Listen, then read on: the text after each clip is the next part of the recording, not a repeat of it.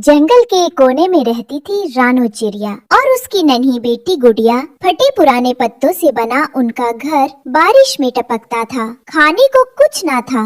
बेटी, आज भी मम्मा जंगल में बहुत दूर दूर तक उड़ती रही, एक एक पत्ता पलटा, एक एक डाली देखी, पर दाना नहीं मिला मेरी जान। हाँ, तू भूखी है ना?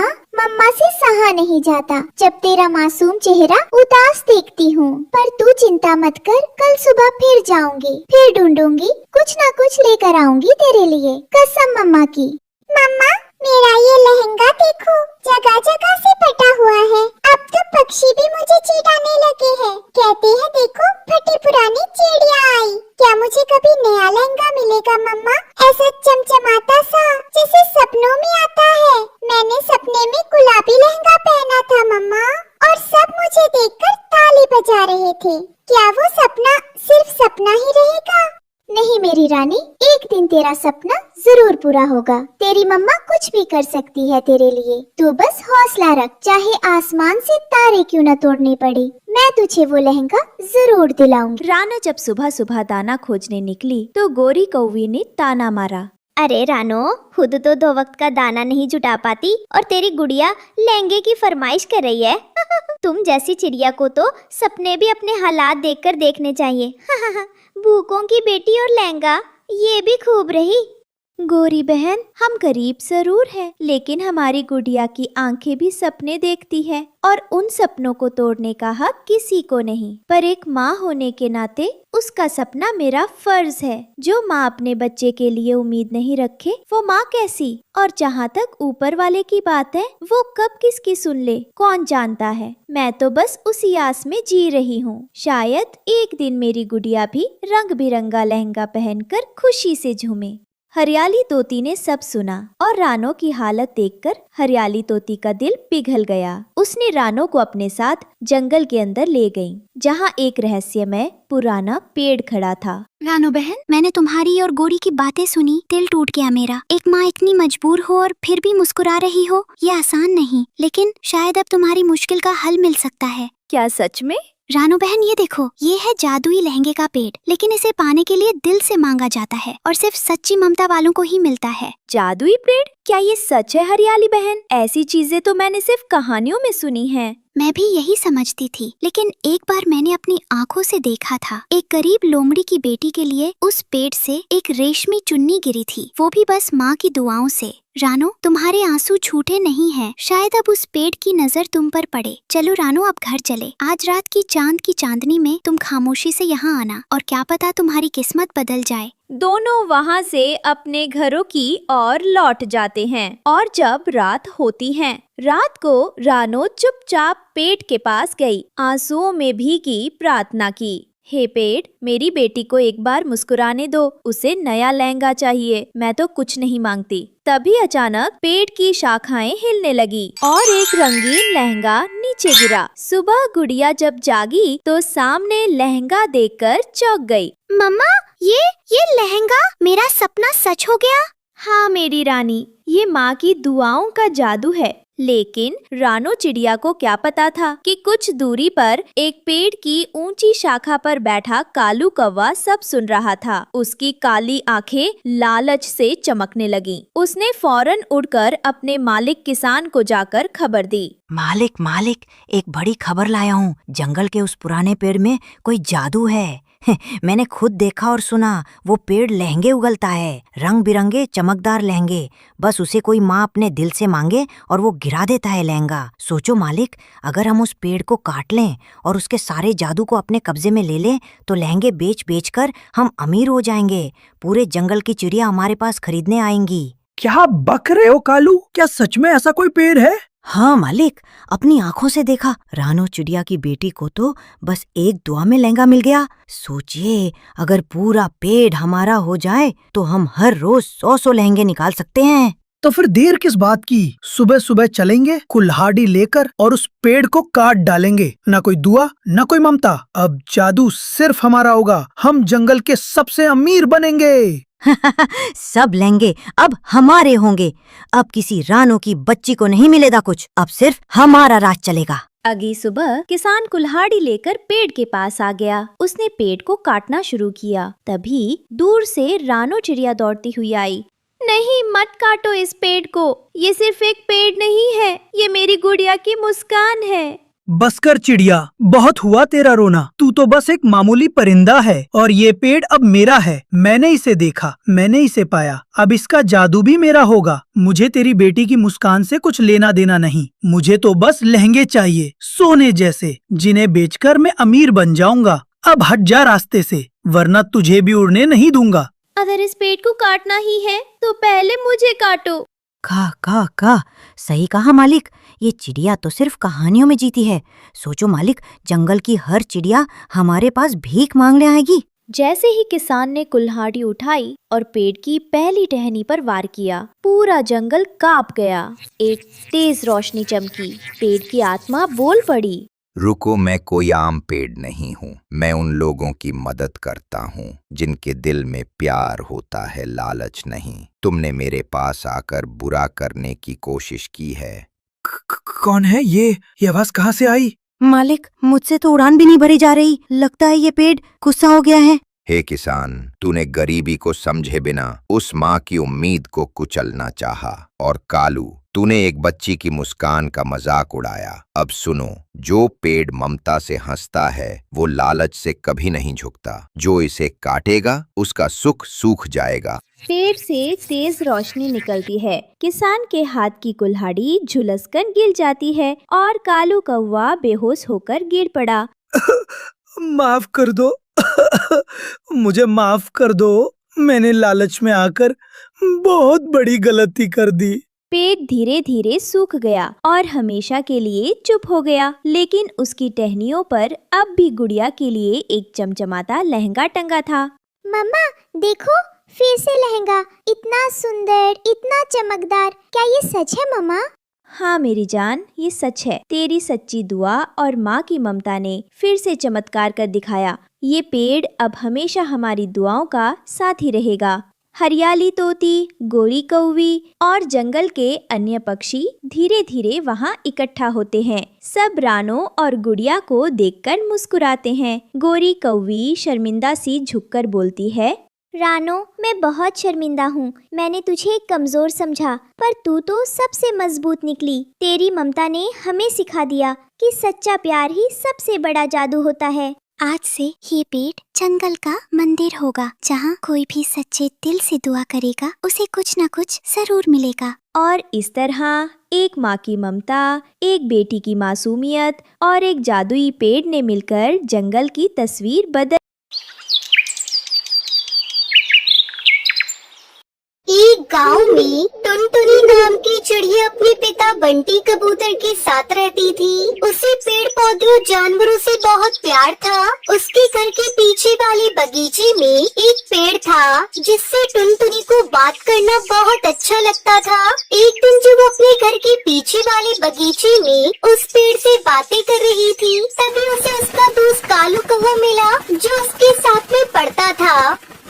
अरे टुनटुनी, तू यहाँ? मैं तुझे कब से ढूंढ रहा हूँ। कल मेरी बहन की शादी है, सबको आना है। मेरी सारी दोस्त कल लहंगा पहन कर आ रही है, तू भी लहंगा पहन कर आना। फिर हम सब दोस्त खूब मस्ती करेंगे।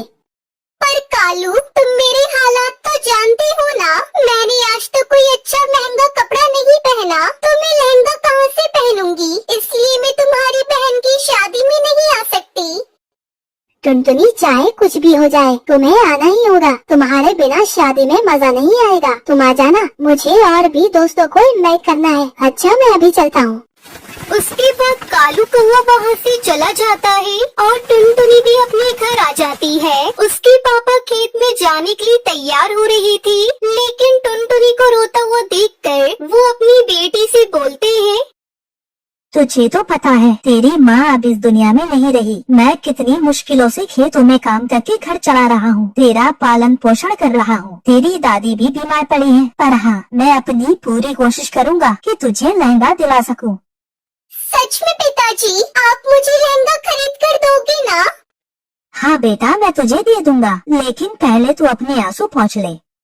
टुनटुनी अपने पिता के जाने के बाद घर का काम करके अपने घर के पीछे वाले बगीचे में जाती है और उस पेड़ के पास जाकर बैठ जाती है और वहाँ जाकर सोचती है कि उसके पास लहंगा कैसे आएगा, क्योंकि वो जब भी उदास या परेशानी में होती थी वो उस पेड़ के पास जाकर उससे घंटे पर बातें करती थी। टुनटुनी ये सोच सोच कर रो रही थी कि तभी उसे पेड़ से आवाज आती है। क्या हुआ टुनटुनी, तुम इतनी परेशान क्यों हो और इतना रो क्यों रही हो? मैं उदास हूँ इसलिए रो रही हूँ। तुम्हें क्या मैं अपने दुख में रो भी नहीं सकती? रोने से कुछ नहीं होगा टुनटुनी, बताओ मुझे क्या बात है, क्या पता मैं तुम्हारी कुछ मदद कर सकूं। अगर मैं तुम्हारी कुछ मदद कर पाऊंगा तो मुझे बहुत अच्छा लगेगा। तुम मेरी कैसे मदद कर पाओगे? तुम तो अपनी जगह से हिल भी नहीं पाते हो। पर ठीक है, कोई बात नहीं, मैं तुम्हें अपनी परेशानी बता देती हूँ। फिर टुनटुनी अपनी उदासी का कारण उस पेड़ को बता देती है। अच्छा मैं चलती हूँ, तुम अपना ख्याल रखना। ये कहकर टुनटुनी अपने घर पहुँच गई और वो अपनी दादी को दवाई दे रही थी। तभी उसे एहसास हुआ कि उसके दरवाजे पर किसी ने खटखटाया है। उसने दरवाजा खोला तो उसे कोई नहीं दिखा, लेकिन उसे 2 शॉपिंग बैग दिखे। अरे इसके अंदर क्या है? चलो इसे घर में ले जाकर खोलती हूँ। जैसे ही टुनटुनी थैला खोलती है उसके अंदर से 2 सुंदर लहंगे बाहर निकलते हैं। अरे वाह, ये लहंगे तो कितने प्यारे हैं। लगता है पिताजी रखकर इन लहंगों को काम पर चले गए हैं। अभी तो बोल रही थी खेत में जाऊंगा, पर मेरे लिए लहंगे लाकर दे दिए। पापा बहुत अच्छे हैं। जब शाम को उसके पिता घर वापस आते हैं तो टुनटुनी उनसे कहती है, पिताजी मेरे लिए लहंगे लाने के लिए आपका बहुत बहुत शुक्रिया। पर बेटी ये तो मैंने नहीं खरीदे, यह तुम्हें किसने दिया? कहाँ से मिले तुम्हें? चलिए छोड़िए पापा, ये बताइए लहंगे सुंदर है ना? आज मैं इसे कालू की बहन की शादी में पहन कर जाऊंगी। अच्छा ठीक है, तुम चली जाना शादी में। फिर शाम को टुनटुनी वो लहंगा पहनकर कालू की बहन की शादी में चली जाती है। सब पक्षियों को ध्यान सिर्फ टुनटुनी पर था। सबने उसकी बहुत तारीफ की। आज तक टुनटुनी को इतना सम्मान नहीं मिला था। जब वो अपने घर आई तो बहुत खुश थी।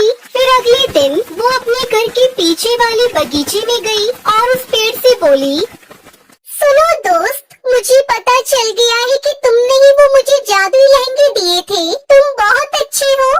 टुनटुनी इतना कहती है कि तभी वो पेड़ एक जादुई लहंगे के पेड़ में बदल जाता है और टुनटुनी से बोलता है, टुनटुनी मैं एक जादुई लहंगे का पेड़ हूँ। मैं जादुई नगर से किसी कारणवश बाहर आ गया और मैं अब एक आम के पेड़ की तरह रहता हूँ। तभी तुम मुझे मिली थी। तुम मेरा और मेरे आसपास के पेड़ पौधों की देखभाल करती थी और मुझे काटने से बचाती थी। इसलिए मैंने सोचा कि तुम मेरी इतनी मदद कर सकती हो तो मैं तुम्हारी एक मदद क्यों नहीं कर सकता। वो दोनों लहंगे जादुई लहंगे हैं। एक लहंगे से जो भी तुम मांगोगी वो तुम्हें मिल जाएगा और दूसरे लहंगे से तुम गरीब पक्षियों की मदद कर सकती हो। लेकिन दोनों लहंगों से एक दिन में सिर्फ एक ही इच्छा पूरी हो सकती है। तुम उन लहंगों का कभी गलत इस्तेमाल मत करना। तुम्हारा बहुत बहुत शुक्रिया जादुई लहंगे के पेड़, तुमने मेरी इतनी मदद की। ठीक है मैं चलती हूँ, तुम अपना ख्याल रखना। फिर टुनटुनी जल्दी से अपने घर आई और जादुई लहंगे से बोली, ए जादुई लहंगे, मुझे एक बड़ा सा घर दे दो जिसमें जरूरत का सारा सामान हो और उसके पीछे खूबसूरत सा बगीचा हो। टुनटुनी के इतना कहते ही वो घर एक बड़ा सा घर बन गया और उस घर के पीछे एक सुंदर सा बगीचा था जहाँ पर बहुत सारे फूल और तितलियाँ थी। जब बंटी कबूतर काम करके खेत से वापस आया तो अपने घर का रूप बदला हुआ देखकर वो हैरान रह गया। पिताजी देखिए, हमारा घर कितना बदल चुका है और हमारे पास एक खूबसूरत सा बगीचा भी है। आप जानते हैं मैं जिस पेड़ से बातें करती हूँ उसी ने मुझे सब दिया है। पिताजी वो एक जादुई लहंगों का पेड़ है और आपको पता है उस जादुई लहंगे से मेरी रोज एक इच्छा पूरी हो सकती है। उसके पिता बंटी कबूतर और टुनटुनी बहुत खुश थे। वो हर रोज अपने बगीचे में जाकर पक्षी और जानवरों को खाना खिलाती थी और उनकी देखभाल करती थी। अगले दिन टुनटुनी इस लहंगे से बोलती है, ये जादुई लहंगे मेरी दादी को बिल्कुल स्वस्थ कर दो। इतना कहते ही टुनटुनी की दादी बिल्कुल ठीक हो गई। उस दिन के बाद से टुनटुनी अपना जीवन हंसी खुशी व्यतीत करने लगती है। सुंदरवन जंगल में कालू कौवा अपनी एक बेटी और अपनी पत्नी टुनटुनी चिड़िया के साथ रहता था। कालू कौवा लहंगे सीलने का काम करता और टुन्नी चिड़िया भी उसकी मदद करती थी। कालू कौवा जंगल में सबसे गरीब चिड़िया था। एक दिन टुन्नी की बेटी उसे यह कहती है कि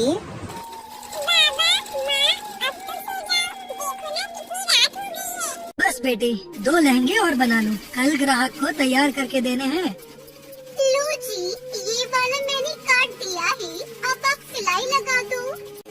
दोनों मियाँ बीवी इस तरह दिन रात मेहनत करते थे ताकि वो अपनी बेटी की अच्छी परवरिश कर सके।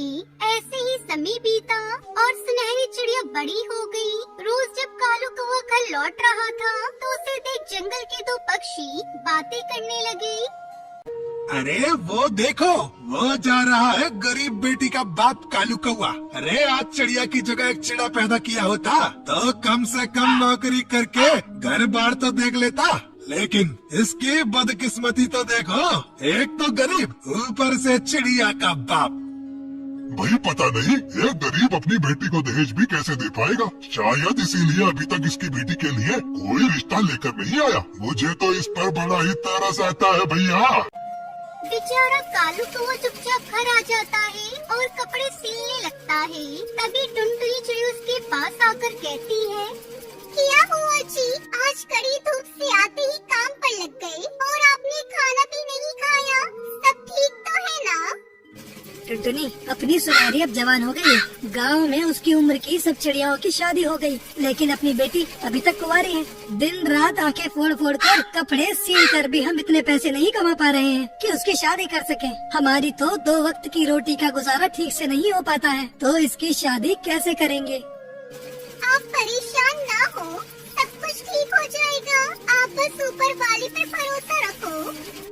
बाबा माँ, थोड़ी सी चावल बची थी, मैंने उसमें नमक हल्दी मिलाकर पका दिया है। चलो हम तीनों उसमें से थोड़ा थोड़ा खा लेते हैं। सुनहरी चिड़िया के आते ही कालू कौवा टुनटुनी भी अपने आंसू पोंछ लेते हैं। सुनहरी चिड़िया कटोरा लाती है जिसमें थोड़े से चावल होते हैं, जिन्हें देखकर कालू कौवा सोचता है, ऊपर वाले, इतने से चावल, इससे तो किसी का पेट नहीं भरेगा। अरे वो बेटा, मेरा पेट आज भरा है, मुझे भूख नहीं है। ऐसा करो तुम दोनों खा लो। हैं? दोनों माँ बेटी समझ जाती हैं कि थोड़ी सी चावल देखकर कालू ने खाने से इनकार कर दिया। तभी उनके दरवाजे पर एक बूढ़ी कबूतरी आती है जिसकी हालत बहुत खराब होती है। मेरी मदद करो, कोई इस गरीब को खाना खिला दो।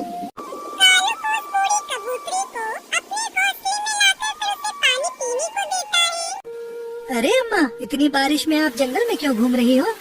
बेटा यूँ समझ लो, पेट की भूख मुझे रोक ना सकी। मैं इस बारिश में भोजन की तलाश में दर दर भटक रही हूँ। कालू कौवे की बेटी भी बड़े ही अच्छे स्वभाव की होती है। वो चावल का कटोरा बूढ़ी अम्मा को खाने को दे देती है।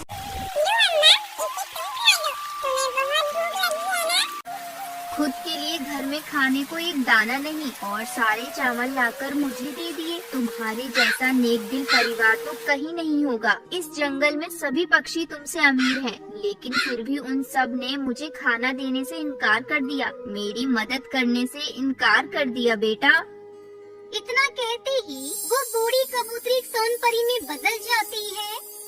सोनपरी? हाँ, मैं एक सोनपरी हूँ और मैंने सबकी परीक्षा लेने के लिए ही ये रूप धारण किया था। लेकिन इसका से अच्छा घर मुझे पूरे जंगल में कहीं नहीं मिला। अब मैं तुम्हें वरदान देती हूँ कि तुम जब भी किसी चीज को पुकार कर मेरा नाम लोगी तो वो सोने में बदल जाएगी। कालू कौवा, जो लहंगा तुमने अपनी बेटी सुनहरी की शादी के लिए बनाकर रखा है, जरा उसे छूकर मेरा नाम लो। कालू कौवा झट से बक्से में से सुनहरी के लिए बनाया हुआ लहंगा बाहर निकालता है और उसे छूकर सोनपरी कहता है। पल भर में ही वो लहंगा सोने में बदल जाता है। ये करिश्मा देखकर वो हैरान रह जाते हैं। तुम्हारा बहुत बहुत शुक्रिया सोनपरी, ये तो सचमुच कमाल हो गया। हाँ सोनपरी, हमारी सारी परेशानियाँ खत्म हो गई। आपने मेरे माँ बाप को सब कुछ दे दिया। आप सचमुच बहुत अच्छी हो सोनपरी। तुम सब अब खुश रहो, तुम्हें अब कभी किसी चीज की कमी नहीं होगी। इतना कहकर वो सोनपरी वहाँ से अदृश्य हो जाती है। अब कालू को वो सोनपरी का नाम लेकर पत्थर भी छूता तो वो भी सोना बन जाता, जिन्हें वो सुनार पर ले जाकर बेचा करती थी, जिससे उसे बहुत पैसे मिलते हैं। अब वो एक बड़ा सा घर बनाकर रहने लगते हैं, जिसमें सुख सुविधा की हर चीज होती है। अब वो जंगल में सबसे अमीर पक्षी बन जाते हैं। इसलिए कहते हैं दोस्तों, अच्छे कर्मों का अच्छा फल मिलता है हमेशा। सुंदरवन करके एक सुंदर सा गांव था। वो बहुत ही खुशहाल था। वहाँ पर सारे पक्षी मिलजुल कर रहते थे। वहाँ पर सारे बच्चे खेलते कूदते और मजा करते थे। एक दिन सुंदरवन जंगल में एक कंपटीशन का ऐलान होता है।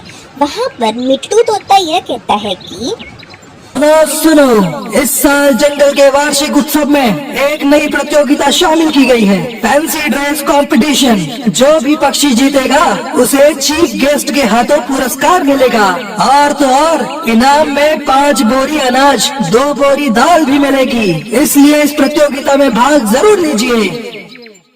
फैंसी ड्रेस कंपटीशन वो क्या होता है? इतना भी नहीं पता के बुद्धू, ये वो प्रतियोगिता है जिसमें हमें अलग अलग भेष धारण करना होता है। मैं तो राजकुमारी का भेष धारण करूंगी। हाँ मैं भी। और तुम टुनटुनी, तुम क्या पहनोगी बताओ ना मुझे। उससे क्या पूछ रही हो लाडो, उसके पास तो ढंग के कपड़े भी नहीं है, वो क्या प्रतियोगिता में भाग लेगी। चल अब मैं चलती हूँ, मुझे और भी तैयारी करनी है। टूनी चिड़िया तो सा घणी गरीब थी। बिचारी कन तो खावण वास्ते पया कोनी था। जना लई वा विने हैंग पक्षियारी वाता हुणे पछे वायु होसे के ये प्रतियोगिता जीत गई तो हमारे घर में कई महीनों का अनाज आ जाएगा। लेकिन मेरे पास तो कोई अच्छा सा कपड़ा भी नहीं है जिसे पहनकर मैं फैंसी ड्रेस कंपटीशन में भाग ले सकूं। चलो मैं माँ से पूछती हूँ। टूनी चिड़िया ऐसा सोचकर वहाँ से चली जाती है। टूनी चिड़िया की माँ विधवा थी और वो सिलाई का काम करती थी। फिर टूनी चिड़िया अपनी माँ के पास जाकर यह कहती है कि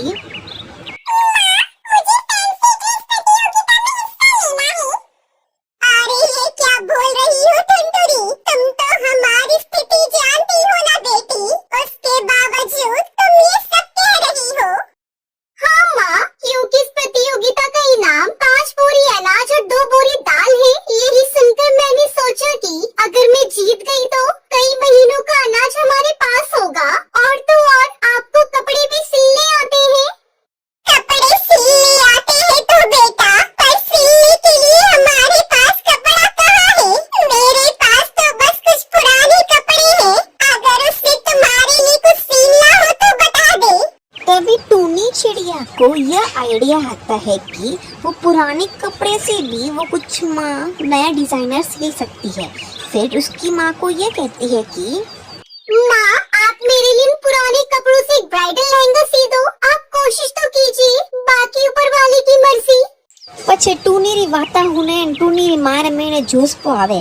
पछ वा विधवा माँ बेचारी हैं कपड़ा भेला करेन टूनी वास्ते एक मस्त फुट्टो लहंगो हीवे ने पछे वा लहंगा देके टूनी तो घणी राजी रह जावे ने पछे कहे के अरे वाह माँ, आपने तो बहुत ही सुंदर लहंगा तैयार किया है। इसे पहनकर तो मुझे यकीन है मैं ही फैंसी ड्रेस कंपटीशन जीतूंगी। और टूनी चिड़िया की ये सारी बातें बाहर खिड़की से गोरी कवि सुन लेती है। गोरी कवि टूनी से बहुत जलती थी। अच्छा टुनटुनी, तो जीतने की ख्वाब देख रही है, लेकिन मेरे होते हुए तो इस प्रतियोगिता को कभी नहीं जीत सकती। ये कहकर रात को सब लोग के सोने के बाद वो गोरी कवि टूनी चिड़िया की लहंगे को काट देती है। फिर अगले दिन सुबह टूनी चिड़िया जब वो लहंगे को कटा हुआ देखती है तो जोर जोर से रोने लगती है। माँ, ये सब क्या हो गया? मेरा लहंगा, मैं क्या पहनूंगी आज प्रतियोगिता में? ये सब किसने किया माँ? मेरे सारे सपने टूट गए। उसकी माँ उसे समझाने की बहुत कोशिश करती है, लेकिन टुनटुनी चिड़िया नहीं मानती और गुस्से में वहाँ से चली जाती है। टुनटुनी चिड़िया उड़ती उड़ती दूर किसी और जंगल में आ जाती है और वहाँ एक पेड़ के नीचे बैठकर रोने लगती है।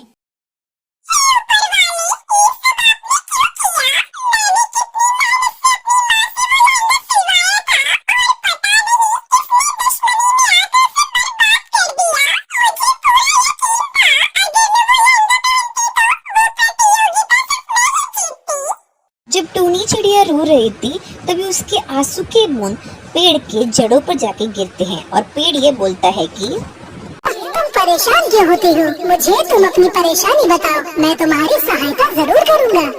फिर टूनी चिड़िया अपनी सारी प्रॉब्लम जादुई पेड़ को बता देती है। अच्छा, तो तुम्हारी परेशानी ये है और इस परेशानी का हल मेरे पास है, ये देखो। तभी पेड़ से कुछ रोशनी निकलती है और वो रोशनी जाके पेड़ के ऊपर ब्राइडल लहंगे लटका देती है और टूनी चिड़िया उनको देखकर बहुत ही ज्यादा खुश हो जाती है।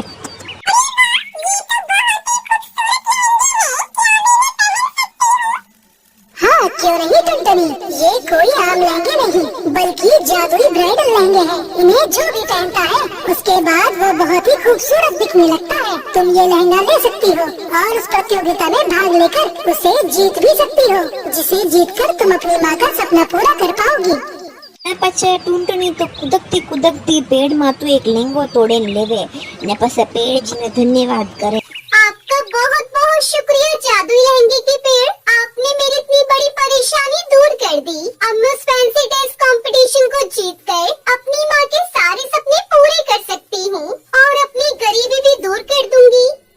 ये कहकर टुनटुनी चिड़िया वो जादुई ब्राइडल लहंगा पहनकर उस फैंसी ड्रेस कंपटीशन में भाग लेती है। उसे वहाँ देख हर पक्षी दंग रह जाता है क्योंकि वो बहुत ही खूबसूरत लग रही थी। और फिर जंगल के राजा ने टुनटुनी चिड़िया को फर्स्ट प्राइज दिया और साथ ही साथ सारा इनाम भी। टुनटुनी गरीब होते हुए भी फैंसी ड्रेस प्रतियोगिता जीत गई और साथ ही उसने अपनी माँ की मदद भी की। फिर वो खुशी खुशी रहने लगते हैं। गाइस, थोने मोरी टुन्नी चिड़िया री स्टोरी केड़ी लगी?